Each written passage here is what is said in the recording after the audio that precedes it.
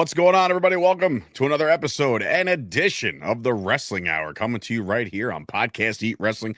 Very excited to be back. I think it's week 3 at this point. I don't even know at this point. I think it's 3. Yeah, 3 3 or 40 or something like that. It just feels like forever, but it is Dave Sturchio alongside Josh Shernoff, coming off a fantastic weekend of professional wrestling. Ooh. On some of you might be going, what are you talking about? There,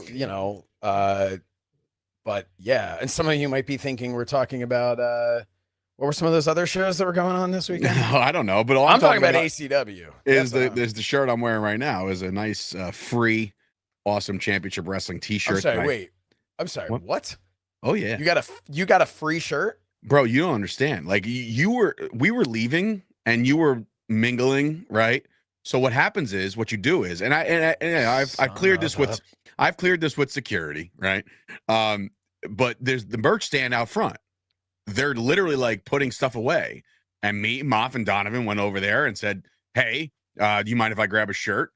And the guy's like, "Yeah, take what you want." And I was like, "Okay." So we took some shirts. Moff got a hat, and all Moff kept saying was, I wish I worked for another company like this where I would get free merch, which is a dig at us at Fight Factory because I didn't give him any shit. I've given him enough. Oh, I don't know. By the way, I gave him the championship. I think that's more than enough. Earned that. I mean, but let's call us. I believe he earned that. But anyway, so that was wrestling in a nutshell. ACW, I can't say enough about them, Josh. I mean, obviously, your results aside, with the ladder match and everything that transpired in that, they are just top notch. Oh, first and foremost, we just got our first super chat of all time, and it's from our dear good friend, Lil Jimmy Sorensen, with $1.99. So that means, thank you, Josh. We are getting 99 cents a piece for this episode, and already we are generating revenue as we are here. So I actually think, in fairness, I'll take the $1, you take the 99. I would say I'm the guy. You ever do that? You ever do that at like when you're just out with like some friends and you're all eating or whatever? You're like, man, let's just split the bill multiple ways, right? Like we're not going to sit here and itemize. Not hard. Just split the bill. And then someone is always getting that extra penny. You know what I mean? And you look at it and you wonder who's getting that extra penny. But anyway, thank you. And if I get the extra penny, I'm cutting $1 off the tip. Love you, little Jimmy. And you know what? Not enough goes into the thanks. I get really busy with a lot of DMs and a lot of things that I'm doing. But like every so often, Josh, we see in our DMs some kind of motivational quote sent from Jimmy Sorensen. I don't know if you ever catch those, but like I always catch him. Yeah, and I'm like, wow, what a dude. You know what I mean? What a good dude. Like, please stop contacting me.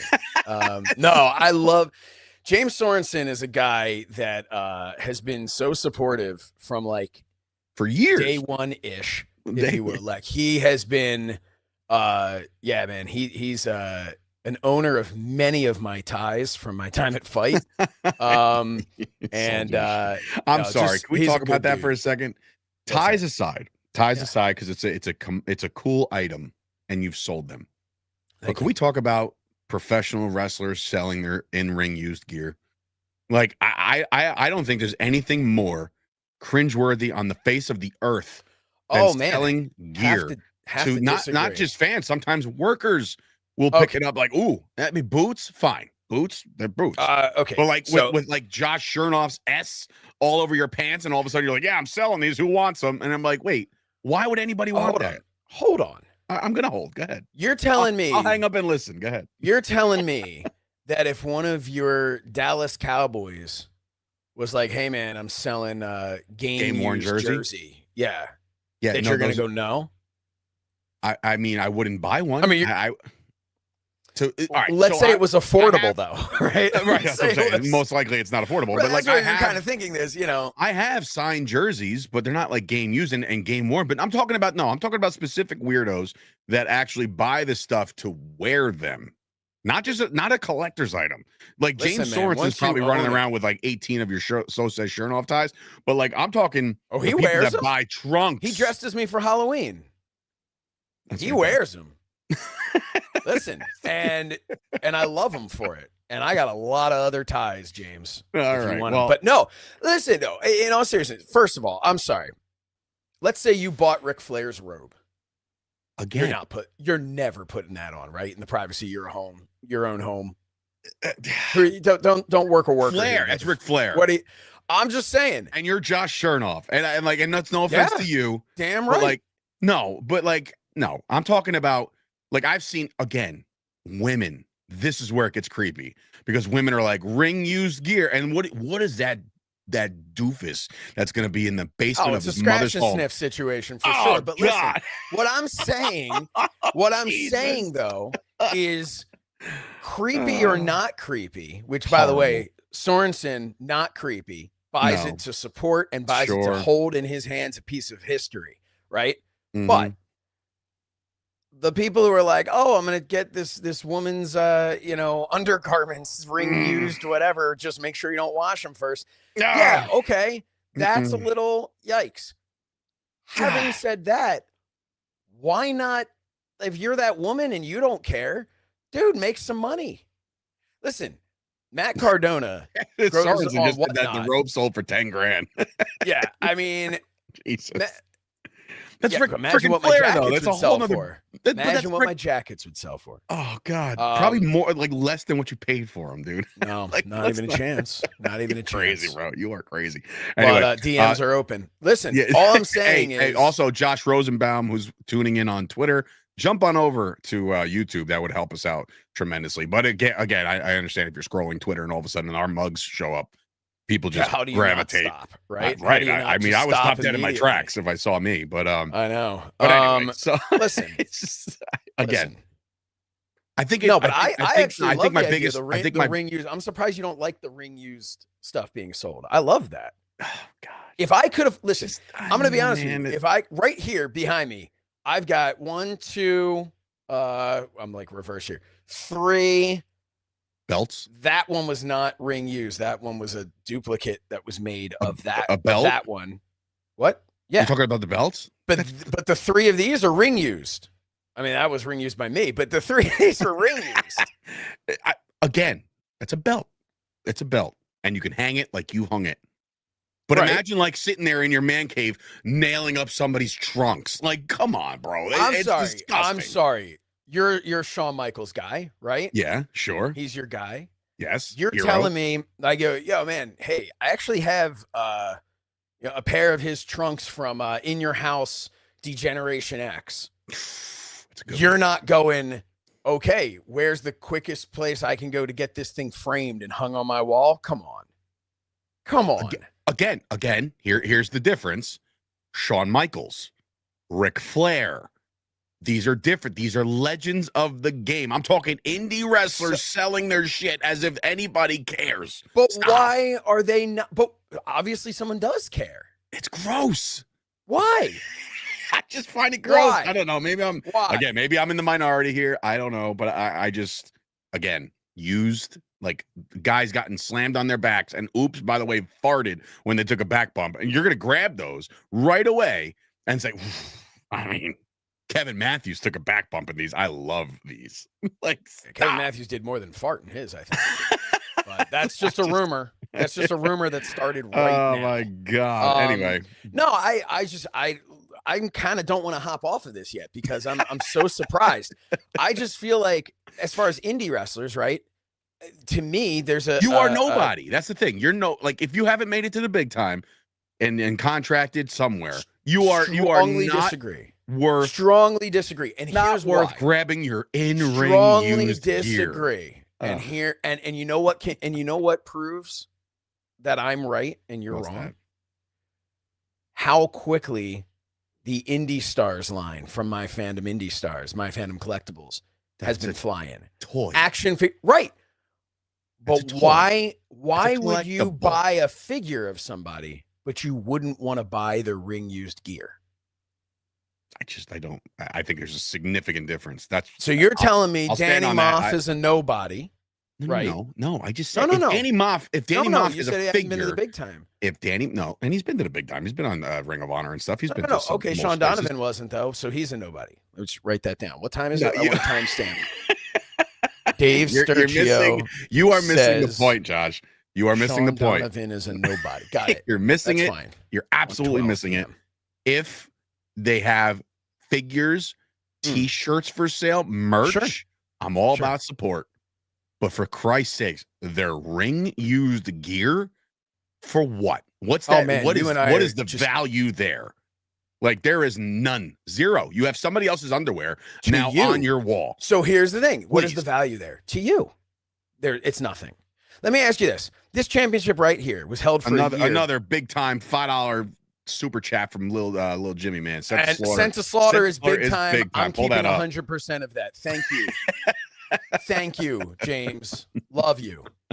Listen. Appreciate you, buddy. This Dave gets none of that. First of all, this as far belt, as I'm concerned, I'm already pre-purchasing my next cup of coffee. This belt was won at the Wrestling Showcase event by Matt Cardona. Okay. Sure. Yep. Went on to wear it even that night, wore it at GCW in Chicago, and then wore it everywhere he went for a year, every show. I think multiple countries all over the world. I think you're missing it. No. Hold on. I'm getting there. All right. I'm getting there. Uh-huh. Okay. Mm-hmm. My point is that would you or would you not say that is worth something? The price of the belt itself and the price of the fact that it's ring used, that it's all the right. So sure, it's a belt. Now, let me ask you a question. I think it really go to your wife. Go to your wife. I'm not going to her for anything. No. And I'm saying you go to her and you say, hey, what would you pay for this? She'd probably be like, oh, nothing. Because I don't care. Correct. So my point is the value of something, any collectible out there, the value is in the eye of the beholder. I think there's a significant difference between what classifies as a collectible. Okay, that's where and I get what you're saying. That's where I'll leave that. I get what you're saying because there is awesome. I got a football right over there that Terrell Owens caught in a game against the Giants, and they gave me the ball because I was working for the Giants at the time. Huge TO fan. It's not signed or anything, but it's documented that it's the ball that he caught. Blah blah blah. I'm like, this is freaking awesome. I didn't have to pay for it, but I have it, right? But like again, for the love of God, like it's not like I would want. I don't know, man. I think articles of clothing is just weird to me. I don't know. Maybe go Cowboys. You guys can always take my money.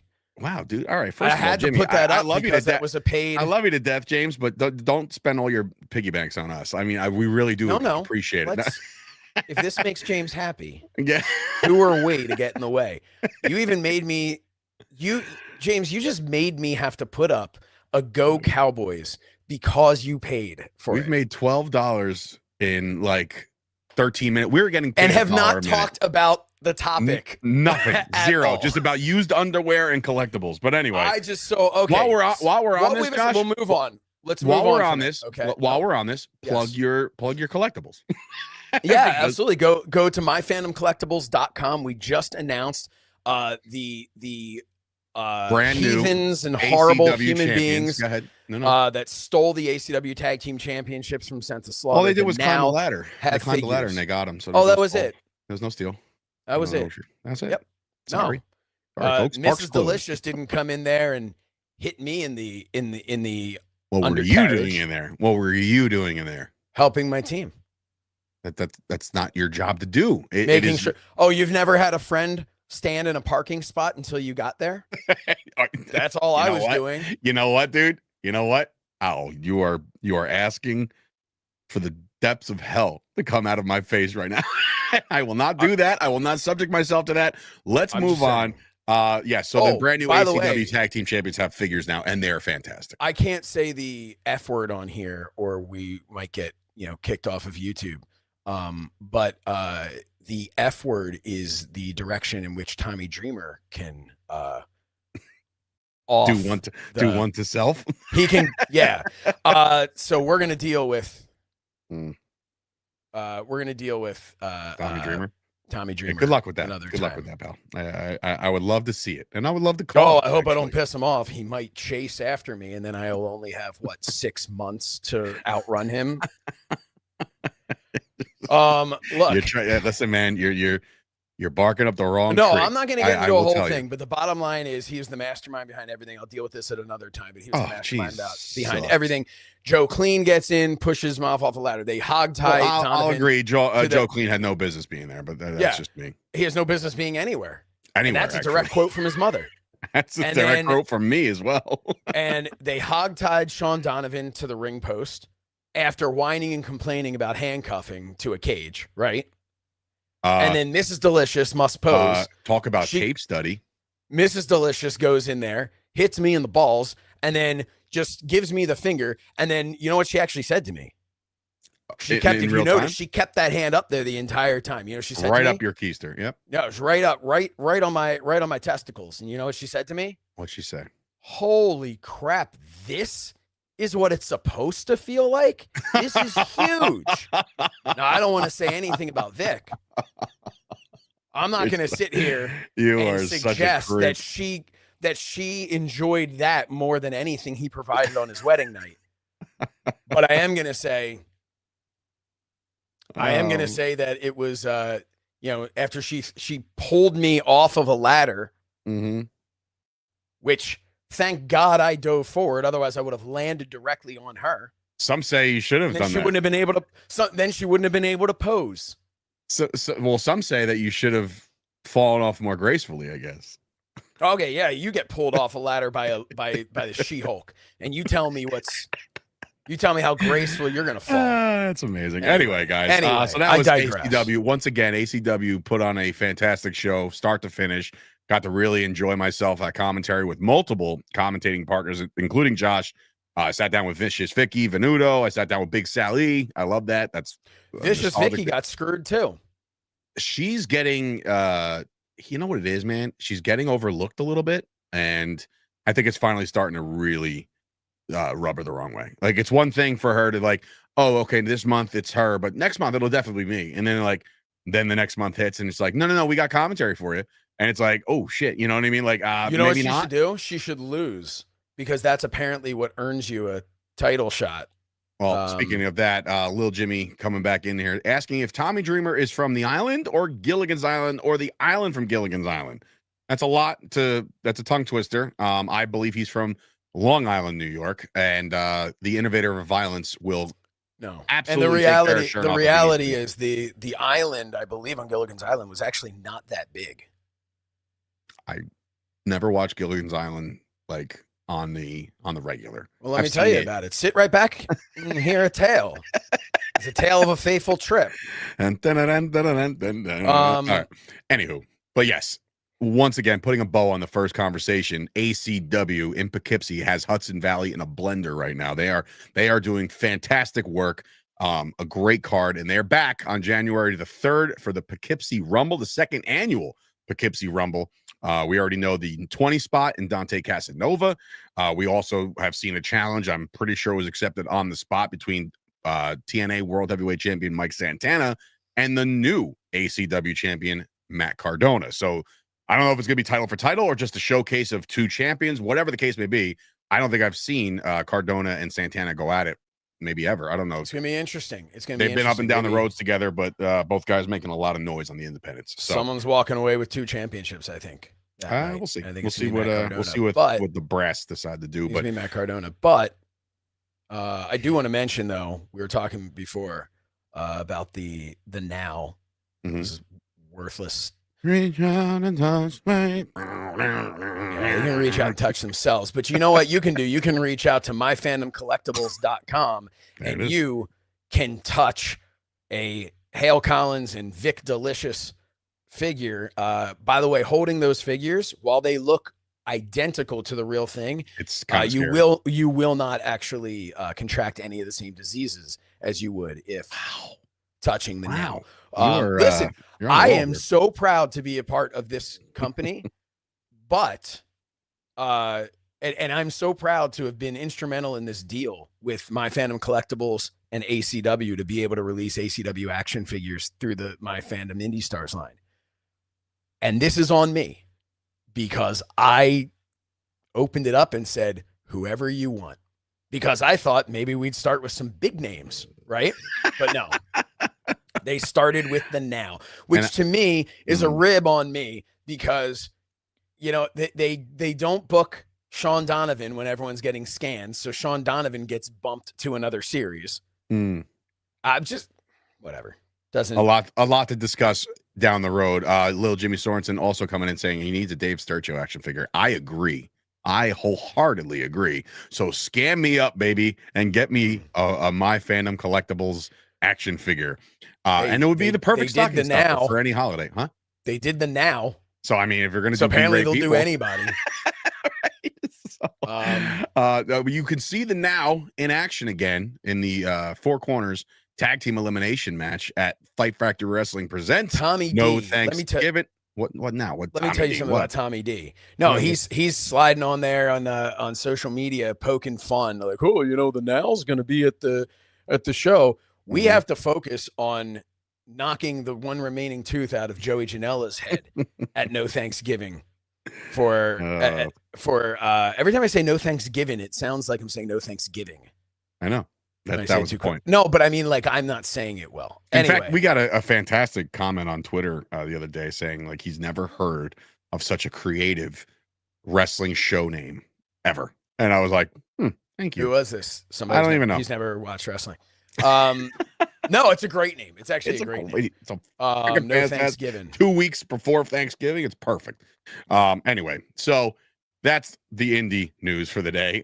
We definitely wanted to I agree with that one, Lil Jimmy. A 2-pack with Shernoff and Sturchio. That should absolutely be a thing. And we can donate all the proceeds to my bank account and not Josh's, and then go from there. Since you're collecting all the money on this episode, apparently. Also, shout out to our new, I guess you can call him producer, Dom D'Angelo. We know Dom, and he's a head of our show now, and that's awesome. And it seems like Derek got sick of us already, so that's cool. Or he got busy. He's just busy. He's a busy man. He's a busy man, but Dom's in here helping out, and we appreciate that. Hell yeah. He's a good dude. Yeah, of course. So anyway, shout out to Dom. I think is he the one that does the RVD podcast? Yes, indeed. Yes. And then does he do the $1 Million Man as well? Or is that his brother? That's his brother. Okay. It's hard to tell them apart, to be honest with you. They look very alike. I don't know if they're twins. I doubt it. Not even remotely the same. No, nothing. Like 6 foot difference in height and just completely different faces. I only see faces, but great bro. Guys. Great guys. I've only met him like in person maybe once. Well, then stop name dropping them. All right, well, I figured you were already name dropping Moff a bunch of times. Might as well name drop Dom D'Angelo. Moff's like a brother. Brother. Anyway, so listen, we're talking about Thanksgiving, and a lot of obviously the holidays are upon us already, which is crazy. I mean, Halloween is a week away from today, which is nuts. And then we are all systems go for the holidays. And one of my favorite, if not my favorite holiday, is Thanksgiving. And when you think of Thanksgiving in the world of professional wrestling, you think of the Survivor Series. Specifically today, as we jump into this, is the 9th. It's one of the greatest Survivor Series posters of all time. I won't say card. I'll say posters of all time. The actual look and feel of this. It was a Thanksgiving dinner poster.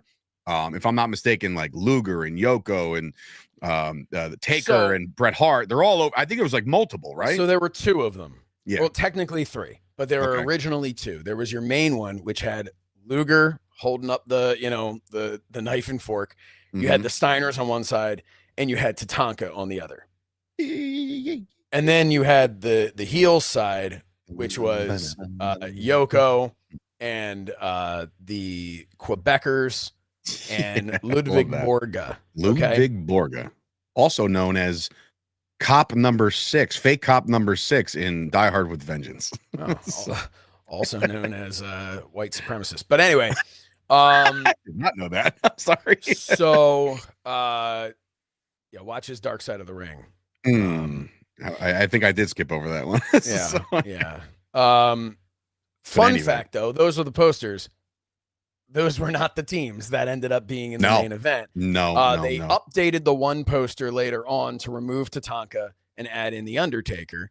And they did not update to throw Crush in place of the. Now, which version of this was? This was blue.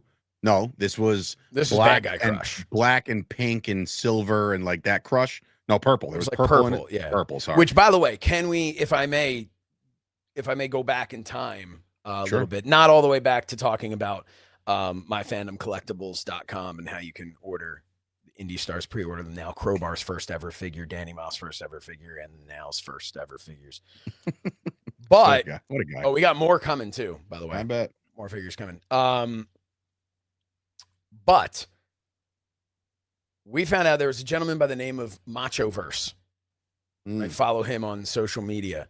Yes. He cosplays as the Macho Man, and he is all in on that. And man, he gets gear made for himself, and he's it's as good. I even think he's dried out his hair the same way. Like his hair. Yeah, I know. He has turned himself into the Macho Man, and it's awesome because he allows you to. He's continuing the legacy of the Macho Man. I know some people complain about it. Other people I've seen complain? Fans. People go to those stupid people go to those stupid Comic-Cons all the time. I know, but they're like, don't go over to, they shouldn't be talking to wrestlers. These were their friends. Dude, Kevin Nash has gone on record saying that he loves it. These were their friends. So we're like the people are supposed to get offended because the guys died. No. I guess the theory would be so if you have a friend who has passed away and then somebody just shows up at your meet and greet dressed as and acting like that friend, you might be a little oh, that's uncomfortable for me. Dude. But first of all, not I know you mentioned Machoverse, but in the same breath, give me Dusty Baby, the guy that dresses like Dusty Rhodes, who has met Cody multiple times, and Cody adores the guy. Because they understand that they're showing respect. Yeah. They're right. They're showing respect, and they're allowing that part of their legacy to move to continue on.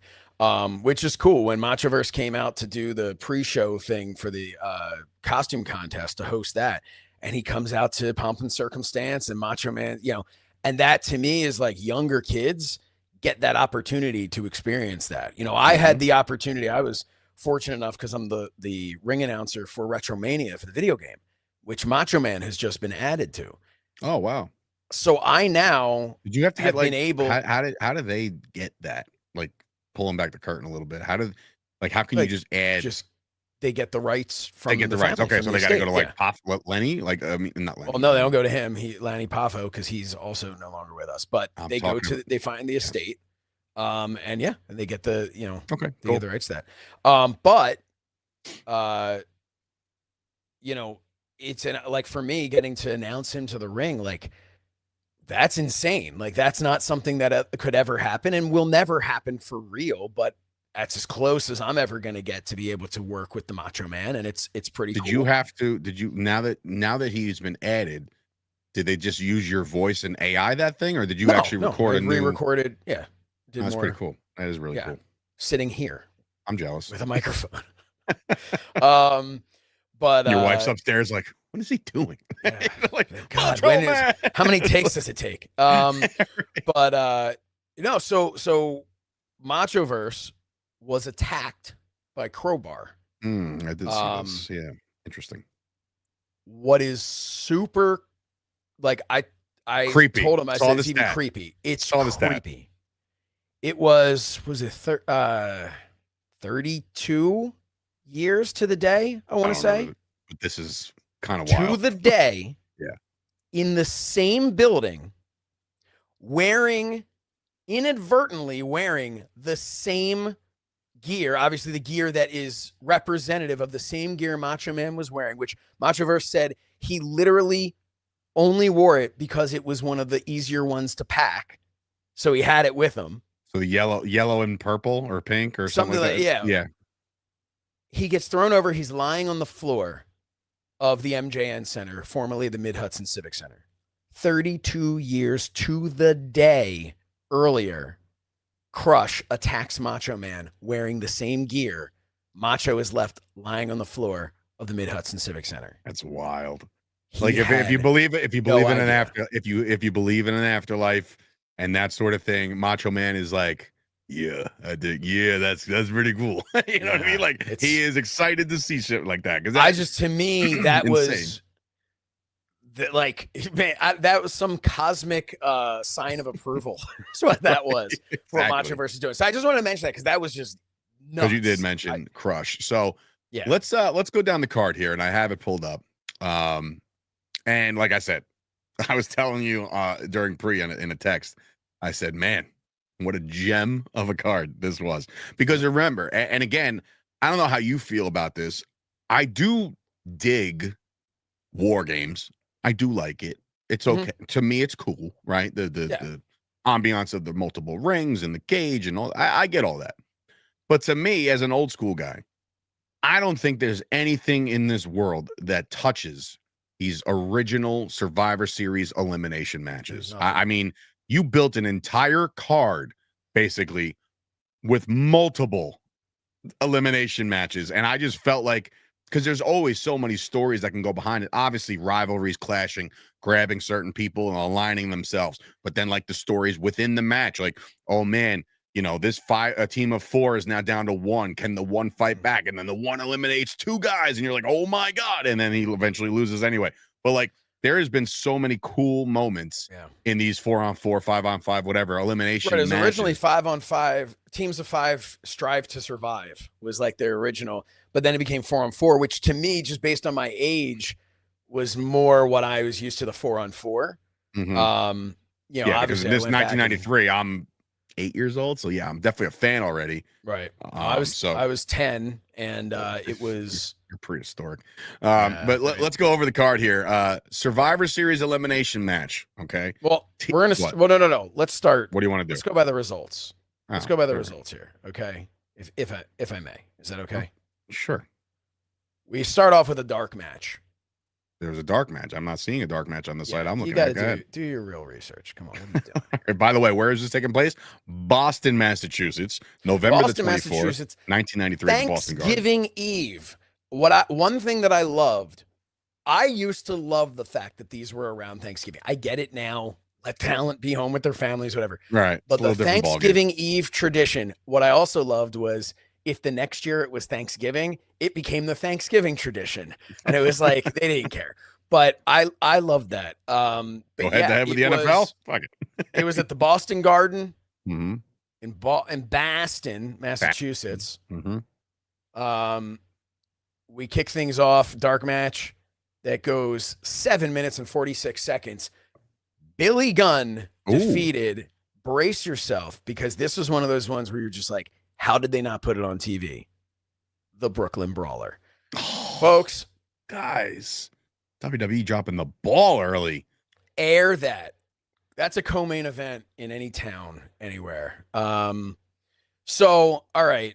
Little Jimmy Sorensen asks, what do you think? We're on 93, Jimmy. We're on 93. Let us go. Yeah, we'll talk about 2000. We'll talk about 2000 We're going to get there in a couple of weeks. We're going to get there.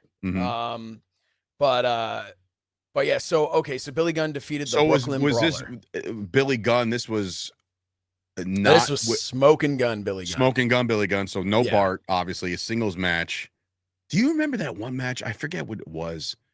They did like left him up hanging to dry, and he like snapped his neck, and I thought like he broke his neck. You remember that? Billy Gunn? Look that up. That was that sticks in my brain.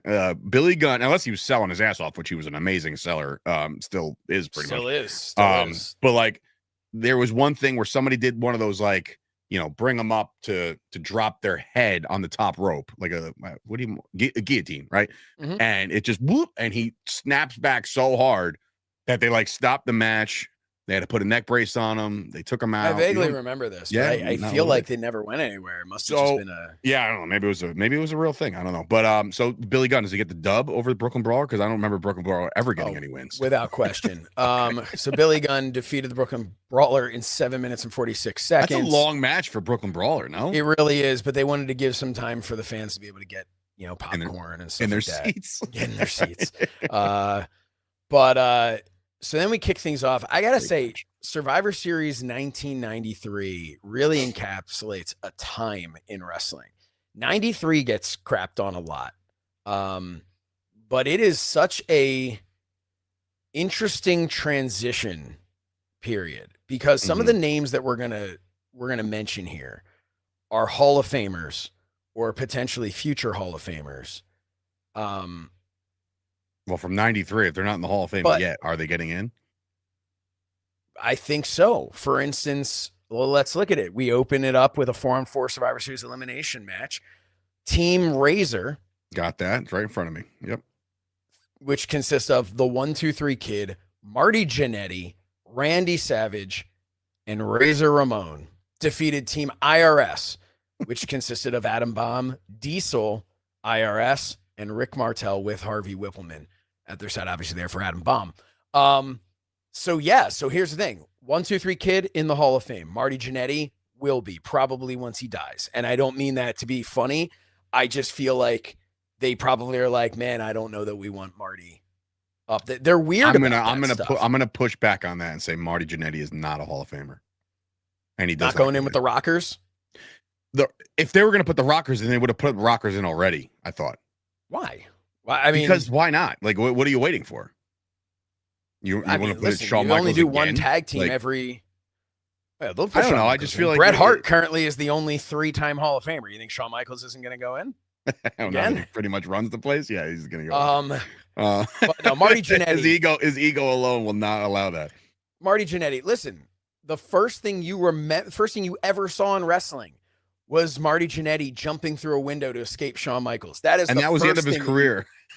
No, he then came back and became Intercontinental Champion. He was fired. I know. And I went to. I think my father 7 times after that. That was my dad took me. I believe, if I'm not mistaken, my dad took me to the Nassau Coliseum, and there was an Intercontinental Championship match to kick the show off between Shawn Michaels and Marty Jannetty. It was a house show. Do you have pictures that you added to my fandom app? I don't have pictures because I don't have a camera at the time. But I want to say that Shawn Michaels got hit with the belt before the match started, and they canceled the match until later on in the evening. It was supposed to be the first match. Then they had to medically check on Shawn, and then they ran it back later on. It was weird. It was a weird dynamic. But if you're talking Rockers, then yes, of course you could put them in whenever you feel like it. But Marty Jannetty, not as just a solo guy. No, not a shot. You're not going to put him in as a solo guy, but you're going to put him in. I'm sorry, like no disrespect whatsoever to Typhoon, but Tugboat, Typhoon, Shockmaster. He's not a Hall of Famer without being in the natural disasters. Fair. So I think that's I guess that's the route you're going. That's fine. And we're only on. But then Randy Savage in the Hall of Fame, Razor Ramon in the Hall of Fame. Adam Bomb, no, probably not going to get that call. No. Cool character. Don't get me wrong. Cool character. I love the Chronic thing. Should have had a long run as Chronic in WWE. I have my opinions on why that didn't happen, but I don't remember Chronic in WWE. Oh, they were in there for a cup of coffee. They wrestled Kane and Undertaker, and then they were released. Oh, sugar. Yeah. You're right. Okay.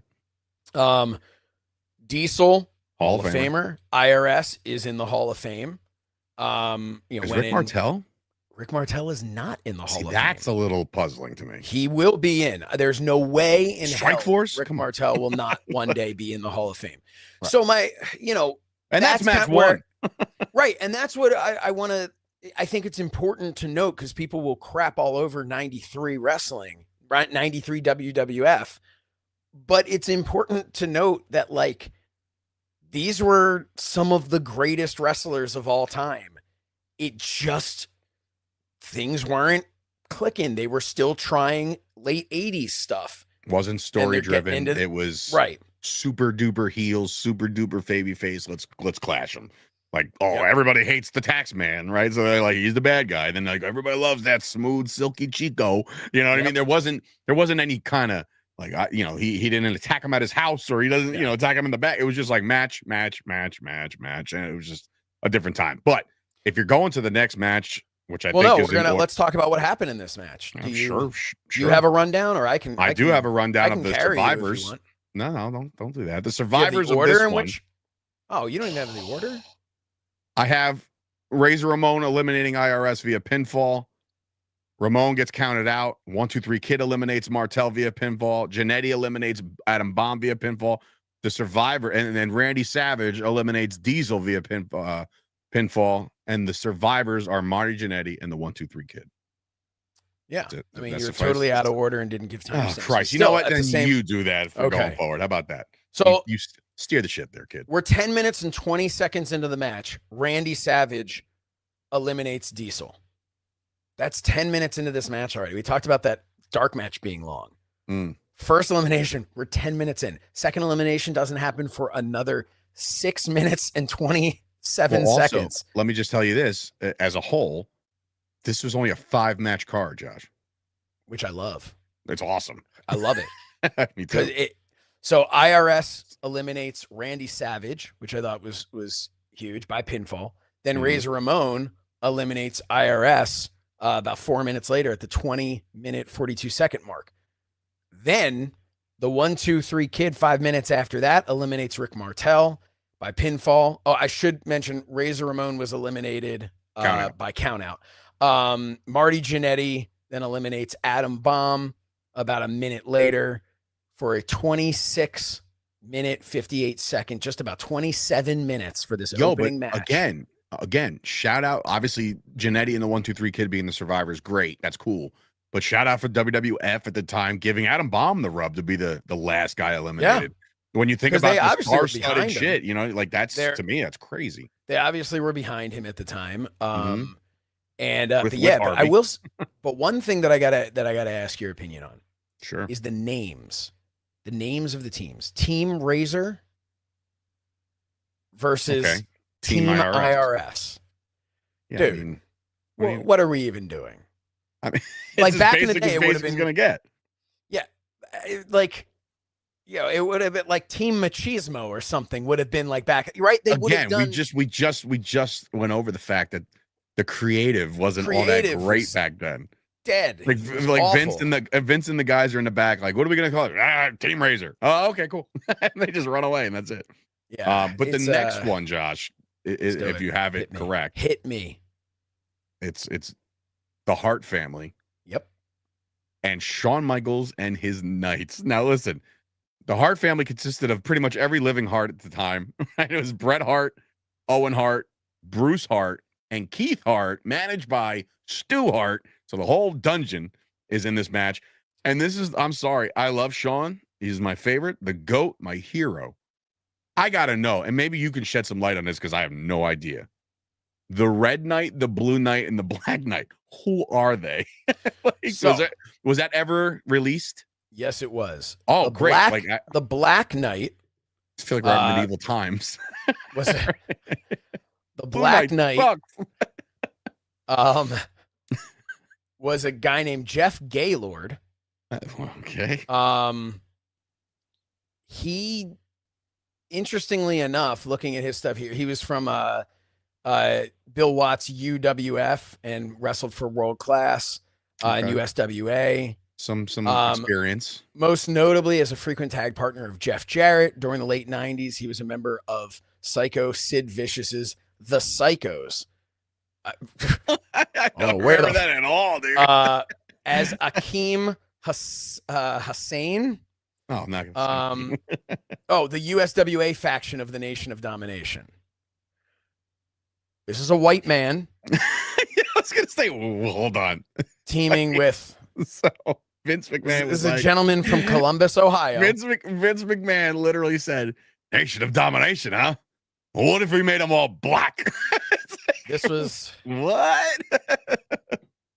What is happening, Vince? Jesus Christ! But that's funny. The Nation of Domination was a thing before Farouk and the boys. Well, I don't know that it.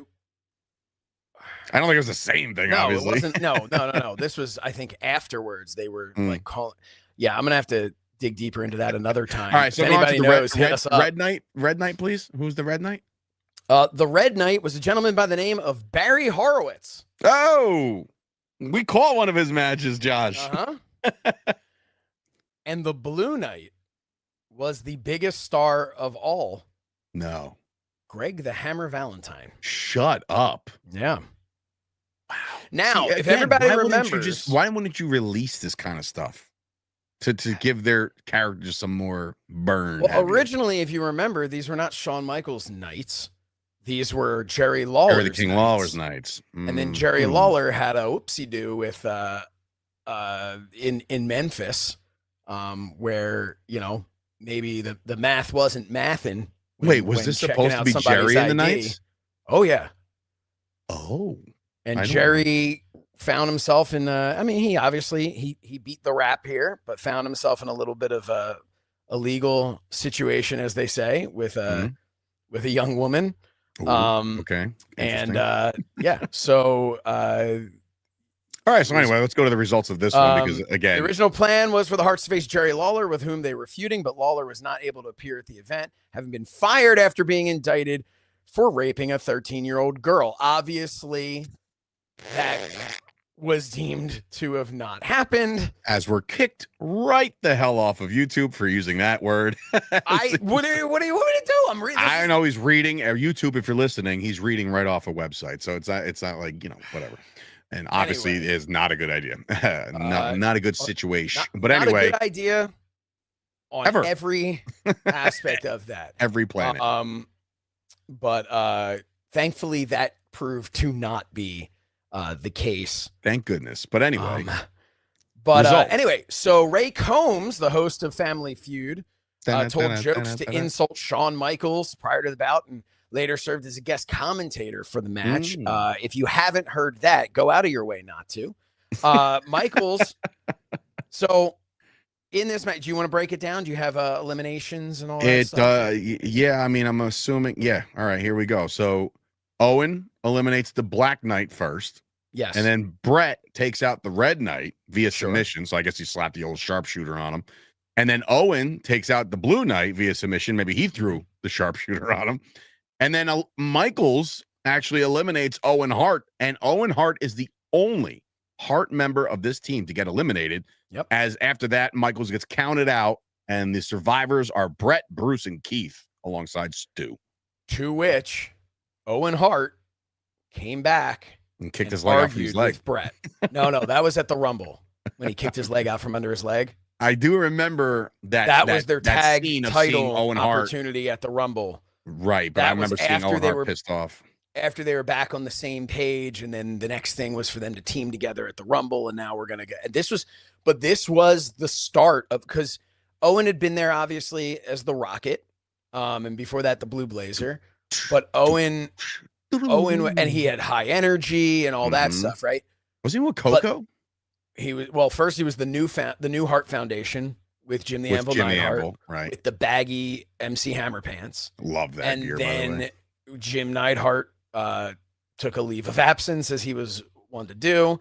And Coco Beware slid in, because when I'm looking at Jim Neidhart, I'm going, who can fill those pants? I'm thinking Coco can fill one leg. And you know what? He might have done that. But it is. But listen. So then, but this was Owen Hart's coming out party. This was Owen Hart's opportunity to really start to be a part of something, a part of a story, which would go on, I mean, for all the way years. to WrestleMania 10, really. Like, this would bring you to WrestleMania 10. This would bring you from here, from the Survivor Series, until WrestleMania, where he would beat Bret Hart. Awesome. And even then, it would continue. You know, everybody talks about the Bloodline storyline, but I'm going to tell you, one of the best storylines of all time was Bret and Owen. Because, and when that culminated with, once Bret turned heel and reconciling and kicking off the Hart Foundation again with, I mean. And that was the Shawn stuff and Anarchy Rules and this, that, and the third. And then you had the screw job and like it just kept going and going and going. It's crazy how, that's called long-term storytelling. Next match here, Josh, is not a WWF match, which is odd. This one was for the SMW. That's Smoky Mountain Wrestling. Smoky Mountain Wrestling Tag Team Championship. It was the Heavenly Bodies, not Justin Carino and Mark Carino. No, this was before them. It was Dr. Tom Pritchard and Jimmy Del Rey with Mr. Jim Cornette, and of course they defeated two guys that I have met and partied with, and I love them to death. The Rock and Roll Express, Ricky Morton and Robert Gibson. We've partied multiple times over. And I think it's one of the coolest things in the world to say that I got to do that already in my wrestling career. Oh, you know who was asking for you the other day? Oh, no. Nobody. That's a Ricky Morton thing. Loves to hit people with that. I had Ricky Morton in the Robert Gibson was sitting shotgun. Ricky Morton was in the back of my at the time a Ford Edge, and I picked him up at the airport and I was driving him back, and all of a sudden you just heard this rumble, and I was like, "You good?" He's like, "Well, now you can tell your friends Ricky Morton just dropped a big deuce in your back seat." I was like, "Oh God!" I was like, "So yeah, Ricky Morton farted in the back seat of my car, so that's cool." Ricky and Robert that match. I'm going to tell you something about Ricky and Robert. Those guys, when this past year at WrestleMania, when I was at the Collective for Triller TV, they were the same that they've been anytime I've ever, but I just feel like with every passing year that goes on, and they've been in this business longer and longer and longer, there were people, I'll call her out right now, I don't care, Kylie Ray, who I was like, hey, Triller would really like me to get an interview with you before the thing. And she I don't know. How about give me a minute? And then a minute. How about after my match? And that's, I really should be getting up. Why want exposure on Triller? That's right. Stupid. Yeah. Thank you so much. The Rock and Roll Express, I went up to them and said, hey, is there any chance I get, absolutely. You want to do it now? Perfect. And man, it was so much fun. The promo was so much fun. And you can tell that Ricky Morton has imparted this wisdom on Kerry Morton. Because Kerry then comes up to me and goes, Kerry's a good dude. Hey man, if you need it, I would love to do an interview with you. That is what everybody on the independents, and this is Ricky Morton's son. This is a dude who's already signed with NWA. Yeah, this is a guy who has a future without an interview from me. But you look at all these other people who are going to big dog or are going to act like no, that's how you do it. Get yourself over. Yeah. You know what I mean? Put your face out there. It's 100%. Yeah. But anyway, I just wanted to say that. So, but this match was, this was an interesting one. The Heavenly Bodies, they do get the dub. They defeated the champions, the Rock and Roll Express. And if we take a look over here, I guess that means they I don't really remember. Champions. Who was the champ did going they win? Yeah, no, I think the Rock and Roll Express were won. the champions. Oh, well, there's new Smoky Mountain champions because the Heavenly Bodies they defeated. Won. Yeah. Pritchard pinned Gibson to win the belts for the Heavenly Bodies. Unbelievable. So, and now, as we kind of round out with our final two matches of this program, one of the most highly anticipated Survivor Series elimination matches were Josh, this is why we do this show, man, to talk about some of the amazing nostalgia that is. This one. It says, according to this, it says the four Doinks, which I'm not remembering. It was the Bushwhackers. Yep. Butch and Luke and Butch. And of course, Men on a Mission, King Mabel and Mo with Oscar, obviously. Pre-King Mabel, sorry. Also, their opponents. Mo's soul just passed away. Yes. Sad to see. But they defeated the team of, no team name here listed from what I see, Bam Bam Bigelow, which to me is one of, if not the best big man maybe ever to wrestle. And that's just, again, I might be biased, but I love me some Bam Bam Bigelow. His partner, not Bam Bam Bigelow, is Bastion Booger. And then two people that are near and dear to you, Josh, it looks like Samu and Fatu with Afa and Luna Vachon. So interesting little matchup here. Okay. It was it's like I'm looking at this match. I'm seeing the eliminations, but it looks like all four members of the four. Why are they calling them the four Doinks? What am I missing here? I forget. So I'm drawing a blank. So let's roll back here. Doink was in a feud with Bam Bam Bigelow at the time. Right. So, all right. I'm 10 years old. I'm watching this over at my friend Jeremy's house. Okay. This is amazing. I'm here. My brother and I are over there. We're watching it. Watching the pay-per-view. We're loving it. We're enjoying it. And I'm ready for the four Doinks. because you got to remember, Doink at this point had become a baby face, but less than a year earlier was when we were introduced to the two Doinks at WrestleMania with the against Crush. Exactly. Right. So now we're like, oh, there's going to be 4 Doinks. So right off the bat, we're like, okay, I don't even know what's going to happen here. This is insane, right? How are they going to have 4 Doinks? This is nuts. You just so wait. I had family from Russia visiting. Okay. That we'd Didn't never met Russian. before. Go ahead. Usually I'm on time. But right.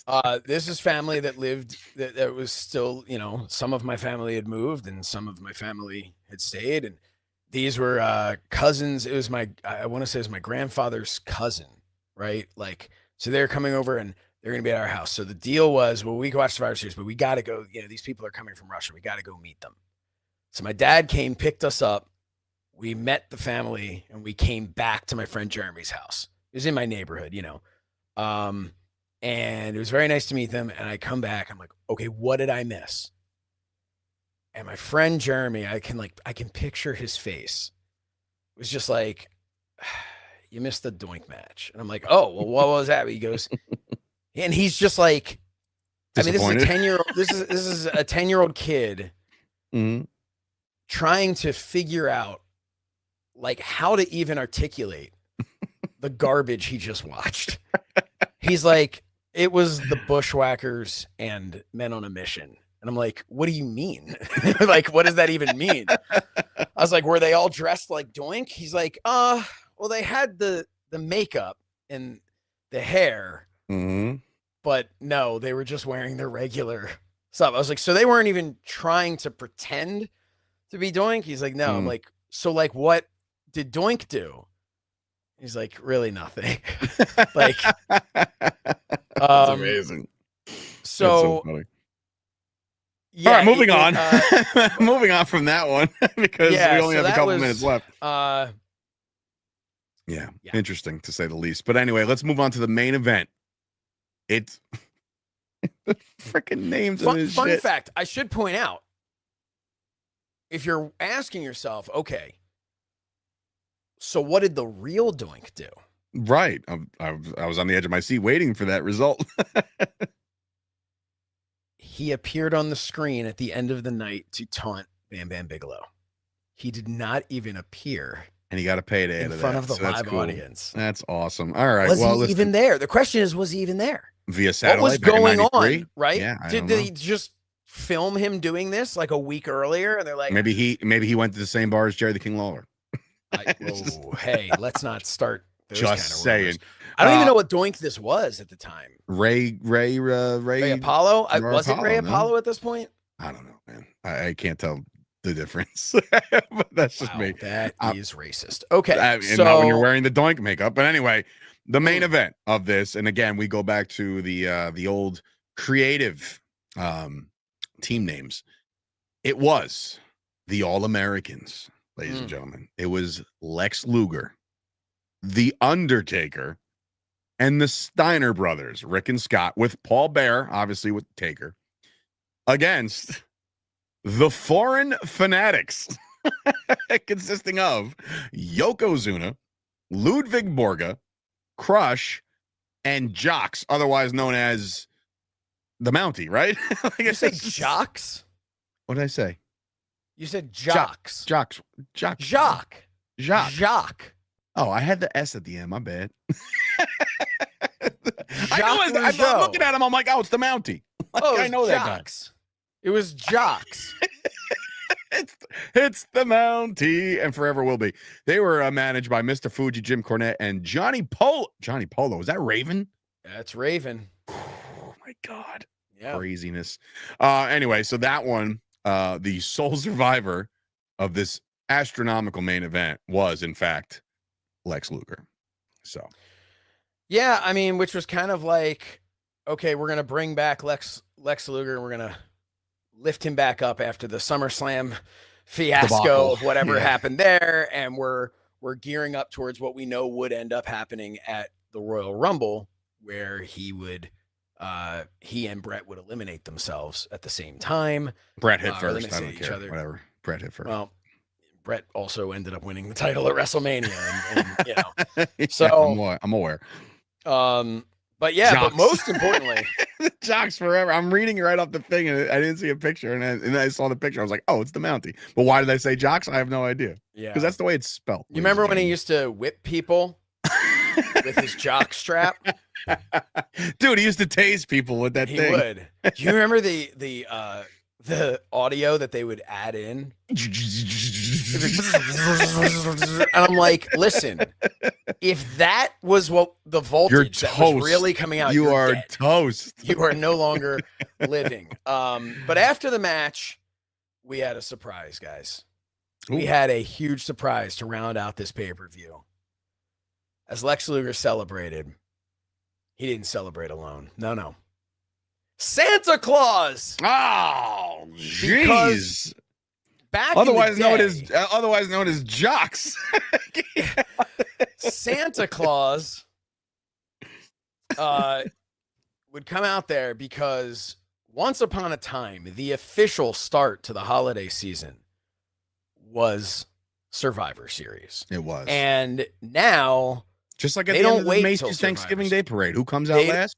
Santa. Yep, to kick it off. They don't wait till Survivor Series this time nowadays. Now they got Christmas stuff out there. I saw it at CVS this morning, as a matter of fact.